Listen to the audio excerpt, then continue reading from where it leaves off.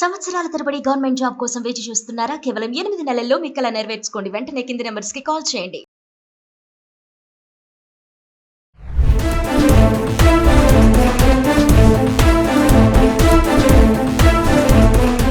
ఈ territorial army అనాదిగా భారతదేశంలో 1949 నుంచి మనం రిక్రూట్మెంట్ చేస్తున్నారు. ఇది టెరిటోరియల్ ఆర్మీ దేశంలో విపత్తు కాలంలో చాలా ఇబ్బందికర పరిస్థితులు ఎదురైతే అప్పుడు వీళ్ళని రంగంలోకి దించుతారు. లేకపోతే వీళ్ళకి ట్రైనింగ్ ఇచ్చి పెట్టుకుంటారు. ఇప్పుడు మరి మహేంద్ర సింగ్ ధోని కానివ్వండి, టెండూల్కర్ కానివ్వండి, కపిల్ దేవ్ కానివ్వండి, యాక్టర్ మోహన్ లాల్ కానివ్వండి, వీళ్ళందరూ ఎందుకు జాయిన్ అయినారంటే దే ఆర్ ఆర్నమెంటల్. ఎందుకంటే వీళ్ళని ఫ్రంట్ లైన్ లేక పంపించేదానికి కాదు, వీళ్ళు పబ్లిక్తోనూ మిలిటరీ కాంటాక్ట్లో ఉండడానికి, అదేవిధంగా వీళ్ళు మొరైల్ని బూస్టప్ చేయడానికి, అదేవిధంగా వీళ్ళే సర్వ్ చేస్తున్నారు దేశానికి, మనం కూడా సర్వ్ చేయాలి అనేటువంటి మోటివేషన్ని కల్పించడానికి మోస్ట్లీ ఈ పెద్ద పెద్ద వాళ్ళు సినిమా యాక్టర్, ఐకానిక్ పీపుల్, నిష్ణాతులు, వేరే వేరే రంగాల్లో నిష్ణాతులైనటువంటి వాళ్ళని ఈ టెరిటోరియల్ ఆర్మీలో కొందరిని తీసుకుంటారు. టెరిటోరియల్ ఆర్మీలో మామూలుగా 18 నుంచి 42 సంవత్సరాలు నిండిన వాళ్ళని ఒక రాత ఎగ్జామ్ పెడతారు. ఆ రాతలో క్వాలిఫై ఉండాలా. ఆయన ఎవరైతే ఈ టెరిటోరియల్ ఆర్మీలో జాయిన్ అవుతాడో ఆయన 18 ఏళ్ల నుంచి 42 ఏళ్ల వయసు కలిగి ఉండాలి, గ్రాడ్యుయేట్ అయి ఉండాలి, ఇండియన్ అయి ఉండాలి.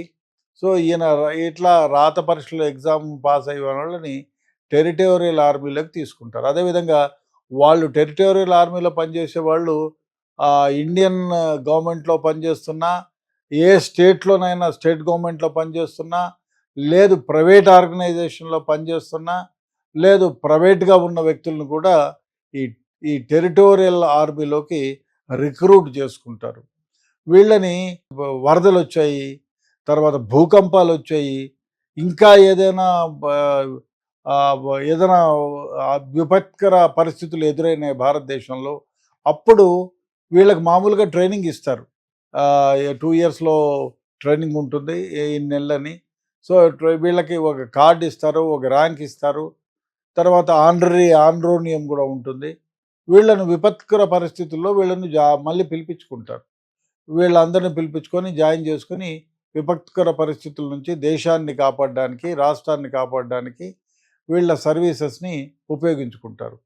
మామూలుగా పెద్ద పెద్ద వాళ్ళు అనుకోండి, ఈ అంటే పేరు ప్రతిష్టలు ఉన్న వాళ్ళందరినీ కూడా ఈ టెరిటోరియల్ ఆర్మీలో టెండూల్కర్ లాగా ఎయిర్ ఫోర్స్లో జాయిన్ అన్నాడు, ఆయనకు ఒక ఉన్నతమైన స్థానాన్ని కల్పించారు. ధోనికి కూడా ఒక ఉన్నతమైన స్థానాన్ని, ఒక ర్యాంక్ని, కల్నల్ ర్యాంక్ని కల్పించారు. సో మోహన్ లాల్ సినిమా యాక్టర్ని, ఈ విధంగా వీళ్ళని కపిల్ దేవ్ లాంటి వాళ్ళని జాయిన్ చేసుకొని వాళ్ళకు ఒక ర్యాంక్ ఇచ్చి వాళ్ళు వీళ్ళకి మోటివ్ చేసి, ఒక రకంగా మోటివ్ చేసి పబ్లిక్కి వీళ్ళను మిలిటరీకి ఒక క్యారియర్ లాగా, బ్రిడ్జ్ లాగా పెట్టి చేస్తారు. మోస్ట్లీ వీళ్ళు ఆర్నమెంటల్, అంటే వీళ్ళు boosting of the moral of the వీళ్ళు భారత సైన్యానికి అదేవిధంగా మోటివేషన్కి.